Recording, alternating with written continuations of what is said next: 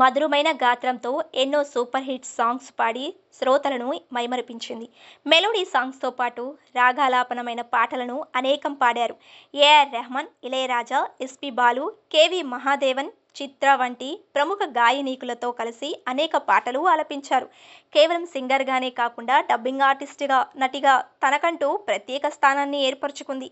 జీవితంలో ఉన్నతంగా ఎదిగినప్పటికీ ఈ స్థాయికి రావటానికి ఎన్నో అడ్డంకులు ఎదుర్కొన్నారు. ఒకానొక దశలో ఆత్మహత్య చేసుకోవాలని నిర్ణయించుకుంది. ఓ ఇంటర్వ్యూలో పాల్గొన్న సింగర్ కల్పన తన జీవితంలో ఎదురైన పరిస్థితుల గురించి చెప్పారు. గత 25 ఏళ్లుగా పాటలు పాడుతూనే ఉన్నాను. కానీ 2010 నుంచి దూరంగా ఉంటున్నాను. అప్పటికే 3 పిల్లలు ఉన్నారు. వారిని చదివించాలి. కానీ ఉద్యోగం లేదు. పాటలు పాడేందుకు ఒక్క అవకాశం కూడా రాలేదు. ఏం చేయాలో తెలియని పరిస్థితిలో ఆత్మహత్య చేసుకోవాలనుకున్నాను. కానీ ఆ సమయంలో సింగర్ చిత్రమ్మ నాకు ధైర్యం చెప్పింది.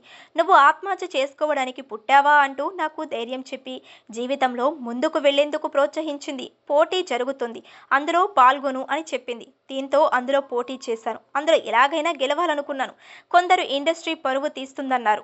మా కుటుంబానికి చెప్పారు. కానీ అవేమీ పట్టించుకోకుండా కష్టపడి ఆ పోటీలో గెలిచాను. ఒంటరి పోరాటం చేశాను. ఆ విజయం తర్వాత నాలో మార్పు వచ్చింది. ప్రస్తుతం చాలా సంతోషంగా ఉన్నాను అంటూ చెప్పుకొచ్చింది కల్పన.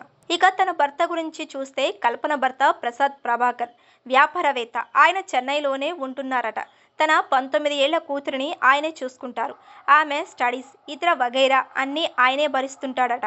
అయితే ప్రసాద్కి కల్పన సింగర్గా ఎదగటం నచ్చలేదట. దీంతో చాలా ఇబ్బంది పెట్టాడట. చిత్రహింసలకు గురి చేశాడట. ఆమెని కెరియర్ పరంగా ఎదగనీయకుండా చేశాడట. అందుకోసం ఎన్నో కుట్రలు చేశాడట. ఫిజికల్గా హింసించేవాడట. అందుకే ఆయనకు దూరంగా ఉంటుందని తెలుస్తుంది. ఇప్పుడు కల్పన ఆత్మహత్య యత్నానికి పాల్పడడం వెనుక ఆమె భర్తనే ఉన్నాడా అనేది అనుమానంగా మారింది.